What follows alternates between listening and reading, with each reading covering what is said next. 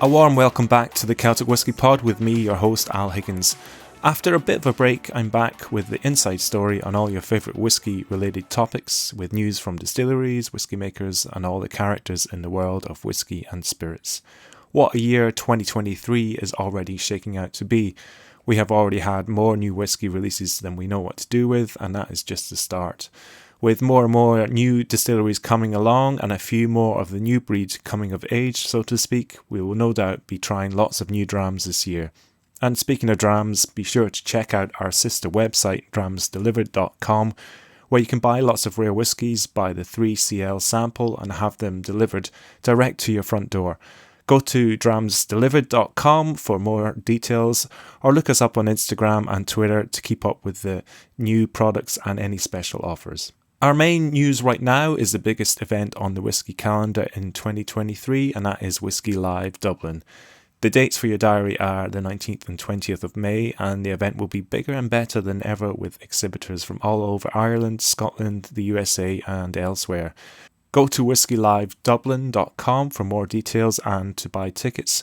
We are happy to say that we have also added an extra session on the Friday, which means we should all get the chance to come along, try some amazing whiskies and rub shoulders with all the great whisky makers from Ireland and further afield. On to the episode, and I'm happy to say that this week my guest is Oisín Mulcahy, head distiller and blender at Clonakilty Distillery. I'm ashamed to say that I have never visited the distillery, although I have passed by on numerous occasions. I've heard so many good things from previous visitors that I absolutely had to find out a little bit more. Oisín joined Clonakilty Distillery after an interesting journey through various careers, and he's been at the distillery after joining the team midway through 2022. The distillery currently makes single pot still whisky, with much of the grain coming from the Scully family's land and the nearby Gallyhead Peninsula. Having started distilling whisky in 2019, it could be time to taste some of the distillery's own output. Will it be released this year? Listen on to find out. I'll be back at the end with more. For now, here's Oisín. You're listening to the Celtic Whisky Pod, the home of unchill filtered conversation. A very warm welcome to Oisín Mulcahy from Clonakilty Distillery in West Cork. Oisín, thank you so much for joining me today. No problem. Thanks for having me. What I like to do normally on podcast episodes is for my guests to just actually talk a little bit about themselves and their own personal journey through whiskey, because everyone has their own reasons for getting into the whiskey industry, and whether it's in production or sales or whatever. So how did you end up at Clonakilty? What were their steps along the way that made you end up there? Oh God, it's a fairly kind of a bit of a maze how I ended up here, to be honest with you. I kind of, in many ways, kind of fell into it, and in other ways, sort of, it was kind of the realization of kind of something I've wanted to do for a long time, but never had the opportunity or whatever. I suppose it all goes back to, I'm actually an archaeologist by kind of training, I suppose you could say. Oh, wow. Did archaeology in college. Yeah, so it's quite different. When I graduated college in 2014, I suppose there wasn't much jobs out there for archaeologists. I think there probably still isn't, to be honest with you. I would say no. But yeah, exactly. And just after the crash, was still kind of the effects of that was still being felt. So I suppose I kind of, a lot of my friends were over in Vancouver, so I decided to head over there to kill 2 years, I suppose, and see what would happen. And I spent 2 years there, and I suppose my first work experience outside of college was in kind of banking and things like that. I don't know how I fell into banking, but that's where I ended up. And when I came back to Ireland, then of course, just to pay the bills, people, for the first time in my life, people were actually, that I could get a job easily. And like life as an archaeologist, you're always struggling. So I kind of, I took the first job. I worked in the central bank for a brief period, and Ulster Bank and some other places. And I suppose at that crossroads, people sometimes get in their lives where they just kind of go, okay, do I do this for the rest of my life, or do I totally change and do something, go back to square one? So I suppose I bit the bullet on that one for kind of, I suppose, in many ways, office work and stuff like that didn't suit me. It's comfortable, but I needed a challenge. I needed to do something that I was passionate about. So I kind of quit the job. Long story short, kind of moved back to Dingle, where I'm from, and took, strangely enough, a kind of a very temporary job with Dingle Distillery. I met someone who kind of mentioned that there was kind of a job going in the bottling line at the time, in the packaging, making our bottling gin. And I was like, okay, this will tide me over for the summer. That was 2018. And I remember that first morning walking into Dingle Distillery about 5 o'clock in the morning, and the stills were already up and running, the smell of the place. Even though I was from Dingle, obviously Dingle Distillery had opened up.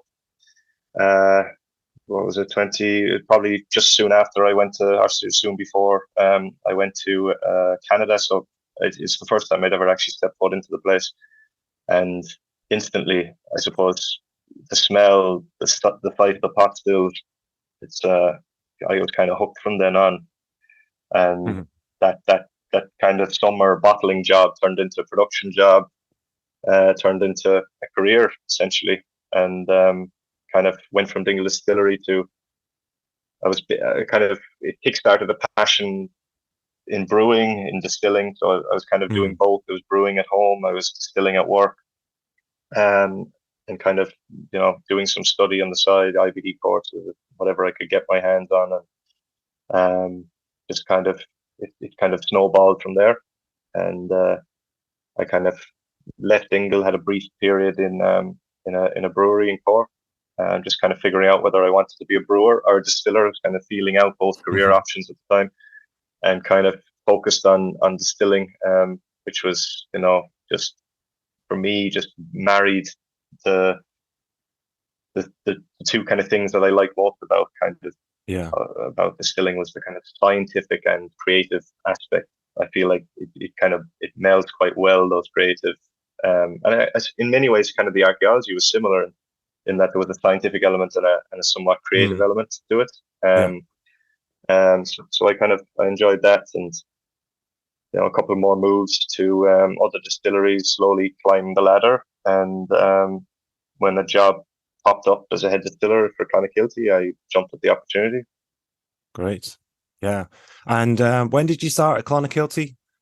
God, it only feels like 3 months ago, to be honest with you, but it was June 2022. So like we're not far off a year now at this stage, and it's been all go since I joined, really. Yeah. And I mean, since the distillery opened, the world has kind of changed a good bit, because I think they started making whiskey in 2019, didn't they? Or that was when we got our the stills were up and running, and the plant was fully commissioned by about May. So the first spirit was blowing and in casks in May 2019. So we have 3.5-year-old whiskey now at this stage. Yeah, and all set for lots of visitors to come in, and lockdown happens, and we're in the middle of a pandemic. But back full steam ahead now, I suppose. Talk us through the distillery, because I find the sort of story behind it quite interesting, with the Scully family and their sort of story on wanting to create something that wasn't just about farming. It was about bringing these traditions together. You're probably best talking about it more than I am, because I've only just read about it, but I think the listeners would find it quite interesting, the whole setup and how this distillery was founded. Yeah, well, I suppose the idea, from what I've been told by Michael Scully, our founder, he kind of, pretty much him and his wife Helen, and they kind of had this idea back in 2013-14 to kind of, I suppose, bring the work back home, I suppose, in many ways, and kind of and found something on their doorstep which they could, kind of could be part of the community. And like you said, farming, like the farm's pretty much just 10-minute drive from the distillery. Pretty much the that in itself would be a full-time job for most people, but I suppose Michael very much wanted something to be at the forefront of something kind of new and exciting that was coming up. And I think he kind of, we all know the whiskey kind of trajectory is kind of going from strength to strength. And I think it was a kind of a natural, shall we say, kind of progression to go from farming, the raw materials of that go into whiskey. A lot of it is grown locally, especially in Cork and places that have a barley kind of a tillage farming tradition. Now, Michael's farm is predominantly a dairy farm, but we do grow our own barley now as well, which is just, it's one of those luxuries I suppose a lot of distilleries just don't have that control over the whole process. And I think it was very important for them to kind of to marry those two businesses together, and also have that kind of, for want of a overused term, perhaps, that kind of a terroir associated with that area, Absolutely. Of Gallyhead. And yeah, I've actually driven past those fields on the way to Gallyhead Lighthouse, and it is pretty amazing sort of farmland. And I was there in August when all the barley was ripe and ready to get harvested. I think they might have actually been harvesting one of the fields while I was going by. But yeah, it was amazing to see those fields and proudly displaying signs at the end of them that, this is the barley for Clonakilty Distillery. Yeah. And it does kind of hark back, you being an archaeologist, back to the way distilleries were originally founded, which was like, farmers just having surplus grain and wanting to do something with it to stop it from spoiling. So we're going back a few centuries back to the old traditions, which is nice. Yeah, absolutely. And I think that's something about whiskey as well that plays to kind of a historian or someone who's used to kind of seeing the world, from generation to generation rather than just the generation, that you're in. And I think that kind of ties back into the Scully family. Michael has a definite, and the importance of the legacy and tradition, and keeping that tradition alive. Like, I think there are 9 generations that have been farming near Clonakilty. So, like, that's a kind of a very important part to it. You don't get into distilling, or at least you shouldn't, for a quick buck. It's a long game, and it's something you kind of develop over time, and you make decisions not for a year in advance. You make them decades in advance, for things that you may never even see. It's creating a legacy, really, isn't it? Passed down to future generations. So talk us through the distillery, because it's an amazing place to see. I've never actually visited, I'm ashamed to say, but I have passed it on a few occasions, and it's on the main road there as you go through Clonakilty, and it just stands out as soon as you see it. And it's in a building that was originally meant to be a bank, but that sort of ties in with your history as well, doesn't it? But yeah, fortunately, it is, strangely enough. Yeah, fortunately, it's a distillery. But talk us through the setup there, and what the stills are like, and what sort of capacity you have. Yeah. So like you said, a bank. It's sort of, until you said it there. Now I haven't actually put two together. But it's strange that I worked for a company that was initially designed to be in there, and of course the financial crisis hit, and I think that building had a brief period as a Gale Skull as well before the Scullys took it over and squeezed the distillery into it. And like you said, it's such a prominent location in the town. You can't miss it, really, and the stills just are very, like, it's probably one of the most unique kind of locations for a distillery, I find, right in the middle of a town. And it has its challenges. Obviously, when you're right in the middle of a town, and you're trying to get spent grain and hot ale and stuff out. But it is a perfect location, and the distillery, like, when it was first up and running in 2019 or whatever, I think it came together quite quick, considering the just the technical challenges that they must have faced trying to squeeze the distillery into such such a tight kind of building, and it's Yeah. a sort of, if you ever do get the chance to go there, it's a sort of vertical distillery in many ways, because distillers have to kind of be running up and down stairs constantly. And we have 7,000 liter wash still, so essentially each brew is 7,000 liters, and our middle still and intermediate still and spirit still are about 4,500 liters. So we produce, at the moment, our each year's production has kind of, since, like you said, 2019, then COVID happened. So we've been far from our max capacity for the last 4 years. So it's really only this year that I'm hoping to kind of push the distillery to its kind of limit, and try to squeeze out maybe hopefully 300,000 LAs this year, which would kind of represent its full capacity in its current configuration. We could probably get more if we wanted to, but there's certain things for us quality wise that are just unnegotiable, and it seems that our new make is award winning at this stage as of last week as well. So won it again. We kind of don't want to change too much. Won it again. So we're kind of, it makes it a lot more, the pressure's on to maintain that kind of quality. So like our fermentation times are a little longer than most distilleries, who would be kind of hoping to push through production as quick as possible and just create LAs as quick as possible. We feel that's a vital step, or I feel definitely it's a vital step that I don't want to change. I think it has a massive impact on the distillate that we're creating, and I think a lot of times fermentation is overlooked because it's just seen as, as soon as the yeast is done, distillate is ready to go. But there's a lot that happens after the yeast is done that kind of creates a totally different flavor profile, and I think it comes back to our brewing.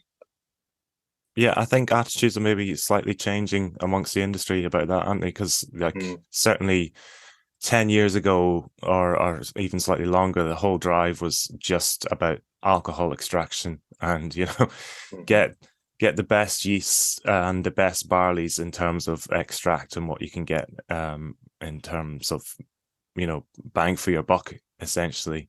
But now we're all sort of thinking more about flavor and unique flavors. So everyone's searching for different ways of doing things, different yeast strains and fermentation times, essentially as well. Yeah, definitely. And I think because of Ireland and our, compared to the Scots, our kind of, our laws are a lot less restrictive, and I think our main benefit is our ability to kind of to innovate and kind of change things that we can. Our wood policies can be quite, essentially fair game. So it's essentially, it's a very exciting time to be an Irish distiller at the moment. I think just definitely kind of, is, Yeah. I talked about styles. Is it still just single pot still you're making there, or are you branching out into other styles of whiskey, or mash bills, I suppose, is a buzzword at the moment, taking in different grains? No, definitely. We, since the beginning, we've only ever made pot stills, so that's all we've done, and at the moment, it's all we continue to do. We'll be predominantly a pot still distillery. We have discussed the possibility of single malt at some stage, but at the moment, we have our hands full with, like as you said, mash bills, different styles. At the moment, the plant is only capable of kind of producing a malted and unmalted mash bill, essentially one or the other. We don't have the facilities for other adjuncts like oats or rye or anything like that. Gotcha. Yeah. As of this month, but we've added the new kind of upgrades. So that I'm really looking forward to actually trialing those kind of different styles, roasted malts, like you said, yeast, a different yeast strain, and to see if we can improve on what we already are producing, which is pretty decent to begin with. So it's kind of an exciting to try to kind of I suppose, you can. There's a lot you can do in a distillery in fermentation times. The way you run your stills, of course, your mash bills. I think it all kind of comes together, and it's just trying to find that balance, and also make a business profitable at the same time, which is always important. Yeah. We talked briefly there about the new make spirit, and it's the World Whiskey Awards where it's won best new make spirit twice as of recently, Yeah, best. and you've won Yeah. some other awards recently as well. What would you describe the new make as tasting like? Does it have a really good sort of barley backbone to it, or is it fruit driven, or is it spicy? It's kind of remarkably fruit driven, in my opinion. Yeah. So, like, it's from filling the casks. I get like you get that like, especially depending on if you're filling, say, like a virgin oak or something like that, you get this beautiful kind of waft of of kind of what I think is forest fruits, kind of red black currants kind of thing.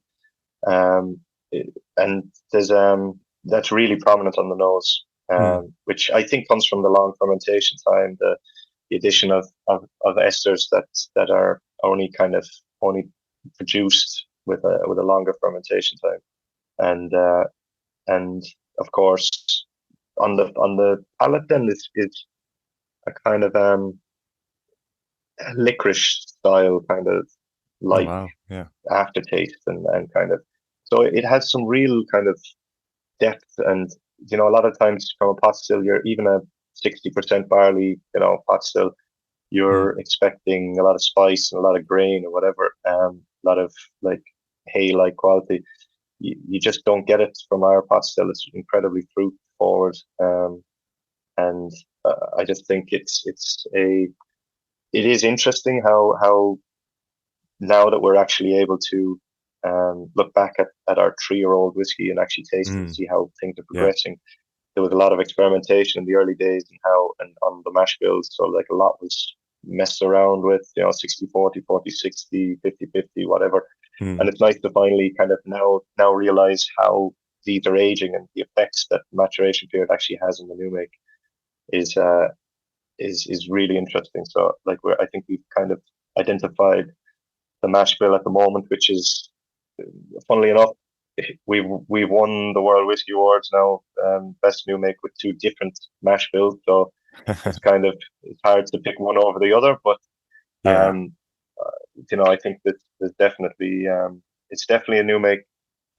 Comparing it to other World Whiskey Award winners, I think it's definitely up there, and I'm just hoping. Well, I'm confident that the whiskey will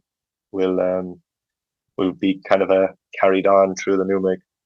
Yeah, I mean that's the impression I got from what you were saying there. That you're obviously happy with the way it is maturing, and it's funny because I have tasted a lot of almost mature Irish whiskey from around the country, from all the some of the new breed of whiskey distilleries, and there's a lot of variability there. It's not all plain sailing. I think that's maybe the kindest way I can put it. But you might find that some distilleries aren't really hitting a sweet spot until a good few years down the line. But you really need to be getting it right from the get-go, don't you? You have to.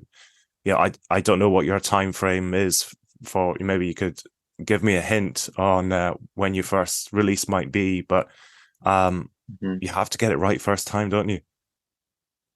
Yeah, I mean, definitely. And I think like it's from, I suppose, when I first kind of joined Clonakilty, and tasted the new make on my first day essentially, or before I joined.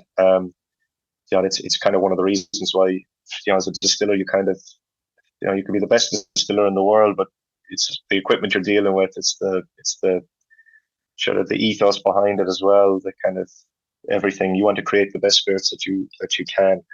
And I suppose looking at and tasting the almost, at the time I kind of joined, it was not quite or just turned 3-year-old. So I tasted that, and I mean, you know, we're not living in, La La Land. We know that the 3-year-old is not, in most cases, 3-year-old pot still is not ready for, is not ready. It's not as good as it could be. And I was told from day one that my kind of my interpretation or my feedback on that would be, if it's not ready, it's not ready. We hold it back. We wait until it is ready. So we've taken our 3.5-year-old pot still there in the last few weeks and kind of split it. It's been predominantly in ex-bourbon at the moment, and the plan was always to kind of 2 years, potentially 2 years out from release, we'd recask it in some interesting finishes. And I don't know if you could describe a 2-year finish as a finish and not just another maturation. So like for us, we're not. I wouldn't even consider this. I wouldn't even consider it anywhere near ready for at least another year and a half, and possibly even 2 years.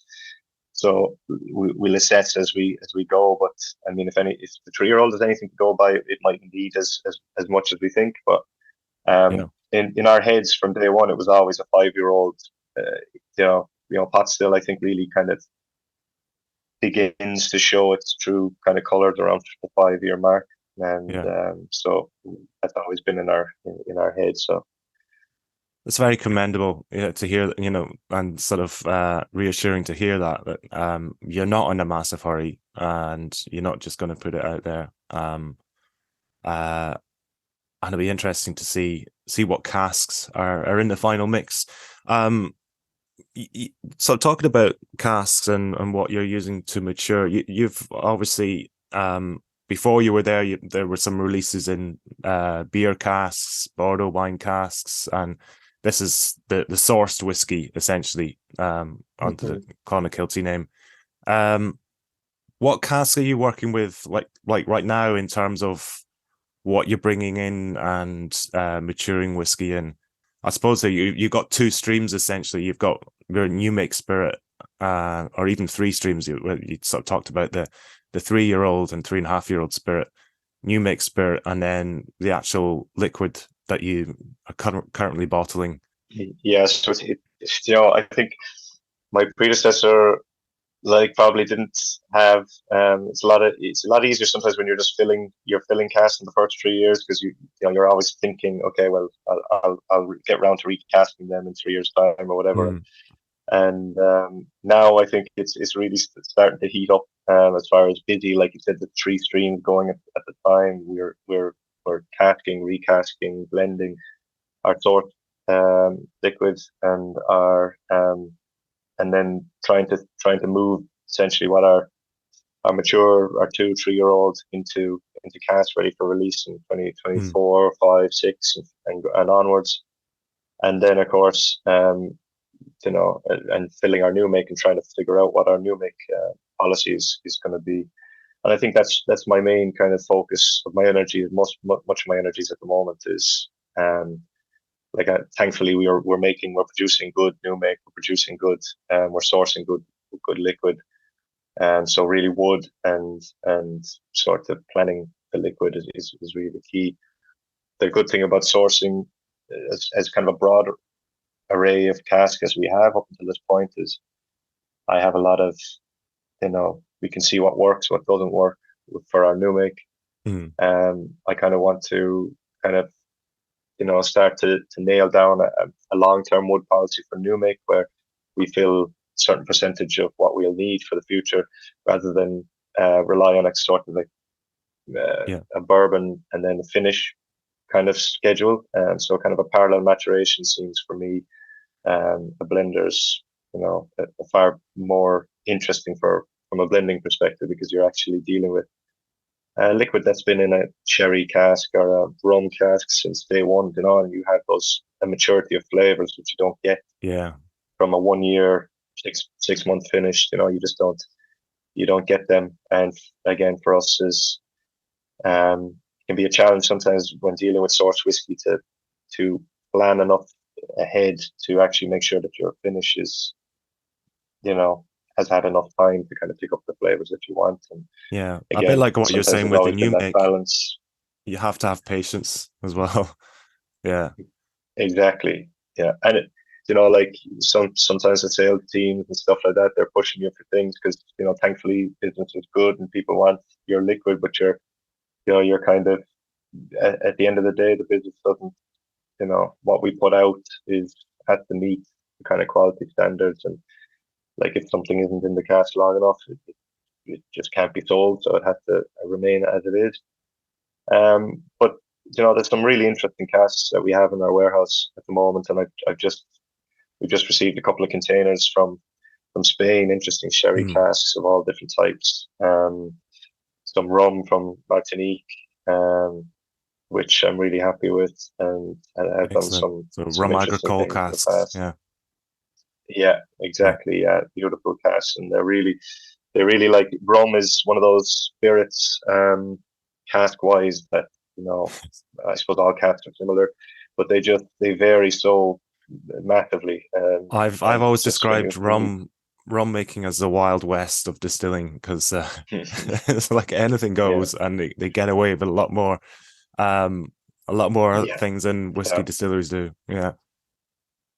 yeah, exactly. And like I've had rum casks in the past where you could leave them in for 10 years, you'd never get anything, you'd never get rum off them, or very Yeah. little. So um, when you find, again, trying to identify the casks that are really going to work wonders in the future, and try to get a steady supply of those, Mm.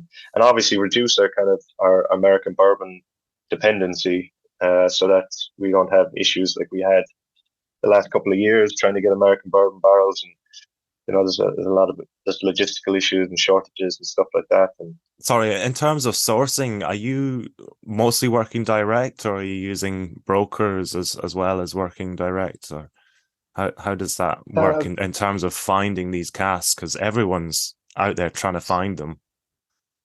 mhm. I think a bit of both, to be honest with you. I think obviously with our source liquid, we're looking for smaller quantities, and more rare kind of selling points. But of course, there's just the logistical issue of shipping one or two casks. You usually have Yeah, to include them as part of a larger truckload, or thankfully you can usually piggyback on some other just local distilleries kind of orders, and throw one or two casks onto the truck and great. whatever else. Yeah. Uh, but it's a mixture of both. I mean, thankfully we've had local cooperages open up. Kentucky Bourbon Barrel in Hmm. Kildare, and Darnua up in Oxford, and like we work with both, and it's great to have those skills, and those kind of connections. And Yeah. I suppose through them, then you make further connections, and you realize who's reliable, who's not, and Yeah. who's kind of, and who can actually meet your demands and stuff like that. I think we have, I think I'd love to do in the future kind of direct as possible. The more direct, kind of, it's amazing. Like you said with the rum, one of the biggest issues, and it's not just rum, it's wine, ex wine or whatever, is you don't have any control over the quality of the liquid that went into them. So Yeah. it's very hard to plan, and kind of commit to a container load, to know if it's not up to your standards. So actually having connections with the producers themselves, can ensure the quality over time, and I think Yeah. we're just starting to kind of to make those connections now. Hmm. It is a tricky world. We bring in a few casks ourselves for our cask sales sort of program like Celtic Whiskey, and yeah, we've had to reject some, and it's it's depressing when you see them, but they're just getting sent off, and it's like, no, that's no good. But Yeah, yeah, I can imagine when you're dealing with larger numbers, it's a lot more tricky. You have to really have reliable sources, and obviously yeah, some casks can be repaired and fixed, but that's another pain to deal with as well. yeah. And it's a lot of the time, like we don't have a whole lot of space in the yard, like for reject casks or anything like that. So like thankfully we have Sean. He's our resident cooper in many ways. He's not a qualified cooper, but he's pretty much as good as one. He can fix pretty much any cask that comes our way, and he's working at capacity at the moment, just trying to so we pressure test and fix leaks on every cask we get. We just find it's a good business decision, because angel share is bad enough. You don't want to lose half your liquid to leaks as well. So it's worth. That's the worst case scenario, isn't it? Yeah, absolute yeah, worst. and it's. I mean, even with Sean, doing a great job, it's inevitable. The wood will change, the temperatures change. When you move the casks to get at other casks, you kind of upset the grain, shall we say, and the staves, and leaks happen, and just having the in-house skills to be able to fix them is very important. And what happens with Sorry, what happens with customs when something like that happens? Are you able to just say to customs, look, this cask has sprung a leak and it's all gone? Or do they have to investigate themselves? Well, I think the thing, and I could be wrong on this, is one of those kind of sides of the business which I kind of leave to the business side of things. The accountants do. I mean, ultimately,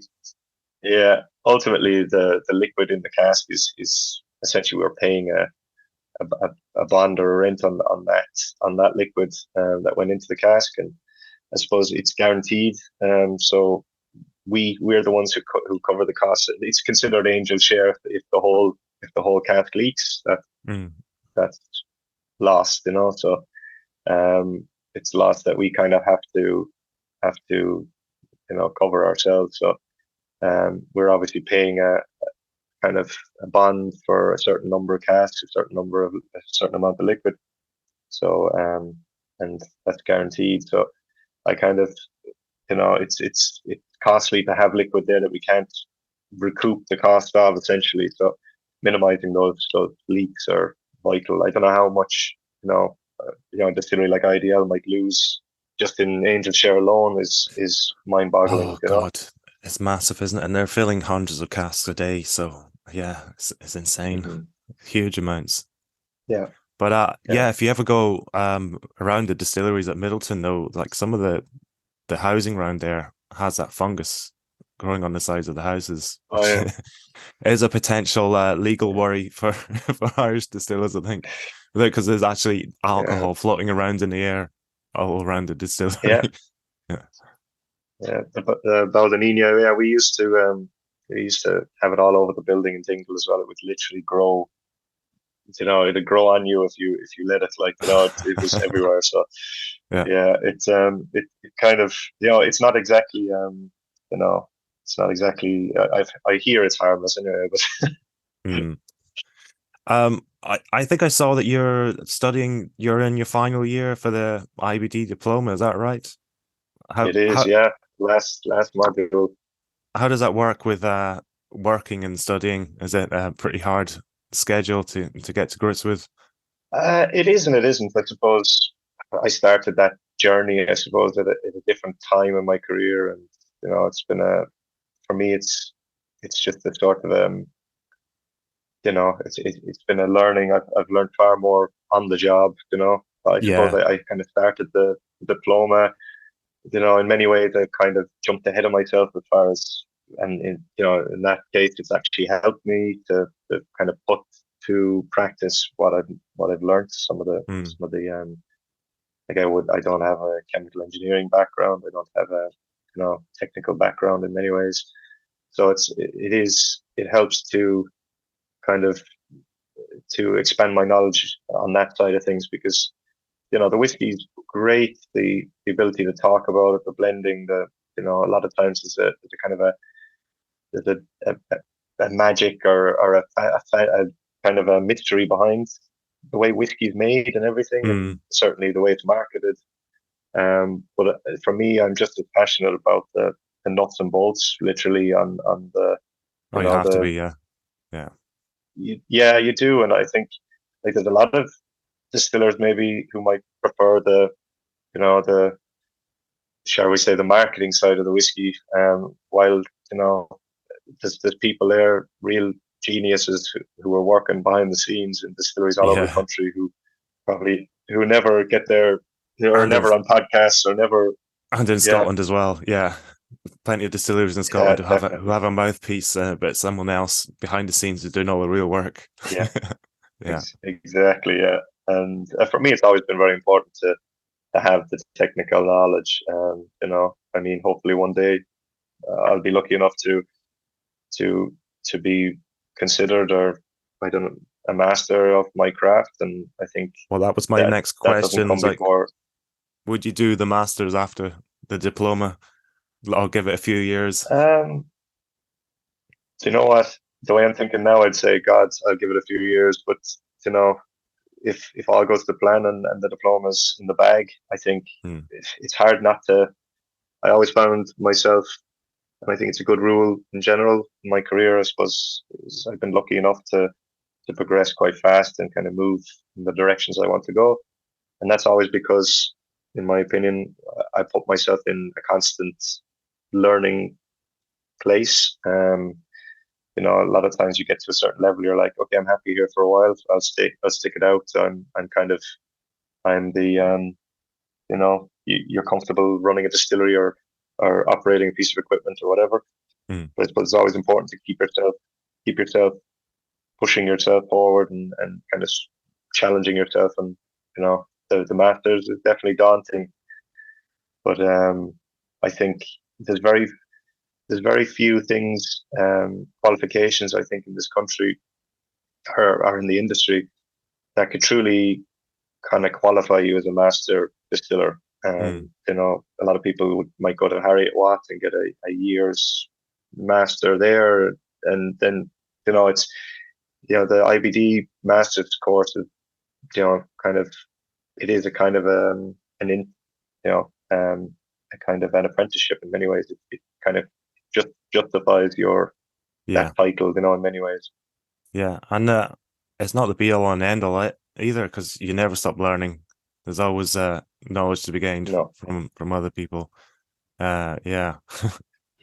We'll finish up in a minute, but I just want to talk about the visitor center, because it's another award-winning factor of the distillery. What can customers expect or tourists expect when they visit Clonakilty? Well, like that, I think one of our greatest. I mean, like, you can make the best stuff in the background. Well, like, the marketing and the sales and the visitor experience is one of the main kind of drivers of the business. And like as you mentioned, Ewan Peters, like he's award winning now at this stage, and he's got the gift of the gab, hasn't he? Kind of a cat. He does, and I think, like, we're very kind of. I've often said it. He's what kind of attracts you to want to go look at Clonakilty, and it's the personalities, it's the people, and he's like, his persona is fairly genuine. I there's a lot of people too who kind of put on a face for the cameras and for whatever else, and then when they're off, they're a totally different person. Ewan is just kind of like that. So very passionate about whiskey, and heavily involved in the kind of industry. And I think you need to have those people on your team. It's vital importance. You can't really pay for that. You can't pay someone to be an expert or to be interested in a topic. They have to be interested in the topic. And I assume it's to have a visitor experience manager. I assume he was working in Scottish distilleries before he came to Clonakilty. Would that be correct?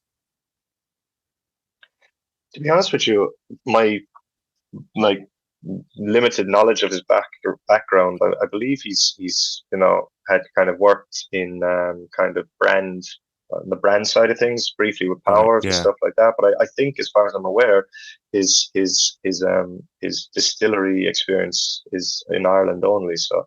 All right. Cool. No, I could be doing him a terrible injustice there, probably wrong, but I'll have to get him on the podcast. Sure, he'll correct me. Talk to him about it. You do, definitely. But do.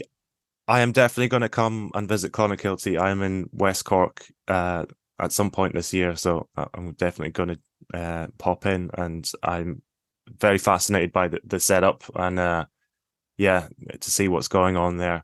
And it's great to hear that you're not in a hurry to release your liquid. It's going to be something we'll have to wait for another year and a half, 2 years, or less. What do you think? Yeah, I mean, my guess is 2 years. I kind of like if we recast it recently, then I'm gonna say 2 years. I probably won't even assess it until at least a year and a half. Yeah. I think the longer we can wait, I think the better it'll be. So I'm kind of my guess is at least 2 years. Great. And the new make, is that commercially available? Do you sell it at a distillery or distribute it, or is it just We don't actually, and it's one of those things. I think we've been talking about and kind of thinking, potentially a market for that. It's certainly good enough to be branded as any poutine out there. Hmm. Um, it's a very decent kind of drink on its own. And as new make, I think the great thing about this is usually before new make, like you said, wasn't a lot of emphasis on producing good new make because it was assumed that 90% of whiskey is the cask essentially. Hmm. I think we understand now that like as big as maturation plays a role, if you put shit in, you'll get shit out, kind of a thing. So Yeah. having really good quality new make, if you can drink it on its own at 0 years old, then you've got a good starting point. Yeah, I mean that's from my point of view, that's another thing that's changed a lot in whiskey, and it's thanks to people like Dave Mulligan at 1661, where people are more prepared to drink poachine or new make spirit or whatever you want to call it, and either drink it straight so you can get an idea of what the distillery is doing and how their actual whiskey will eventually taste like, or use it in cocktails and all kinds of other things. Mm-hmm. So I think you would have a market for it, certainly. Yeah. Yeah, I think it's definitely something I'll bring up with the bosses Yeah. upstairs. Since it's award winning as well, that's your selling point. Yeah.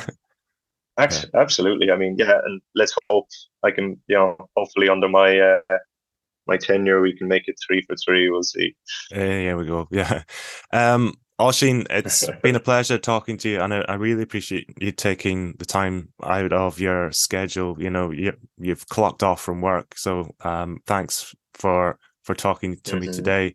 I'll no doubt bump into you at Whiskey Live or some other whiskey related event. Is Clonakilty going to Whiskey Live? I assume they are. Yeah. Definitely, I'd say so. I might be there personally this year. I don't think, but I'll definitely probably at one of them anyway for sure. I think for Oisín or there's some other events for sure. And I'm sure there'll be a bottle of new make spirit under the counter if anyone wants to ask about it. Oh, so, for sure. It might be under the counter. Yeah. Oisín, thank you so much, and I'll talk to you soon, no doubt. Cheers. All right, Al. Thanks. Cheers. Thanks a lot. You're listening to the Celtic Whisky Pod, the home of unchill filtered conversation. Great to hear that Clonakilty aren't in much of a hurry when it comes to their whiskey. Like I've said on many occasions, you have to get your first release right and only bottle it when the liquid is ready and at a suitable maturity. I'm looking forward to trying it whenever it happens, and I'll also be seeking a taste of their new make spirit. Thanks again to Oisín Mulcahy and Clonakilty Distillery. The awards we talked about in the episode are in reference to the World Whisky Awards, where the distillery has won Best New Make Spirit on 2 occasions, and they've also seen Ewan Patterson win Best Visitor Experience Manager. We didn't talk about them in the podcast, but they have also won several awards for their Minky Gin and vodkas. All that remains to be said is thank you to you for listening. Feel free to share this episode or any other Celtic Whisky Pod conversation that you enjoyed on your social media or any other channels. I will, of course, be back with more soon. Until then, slash out.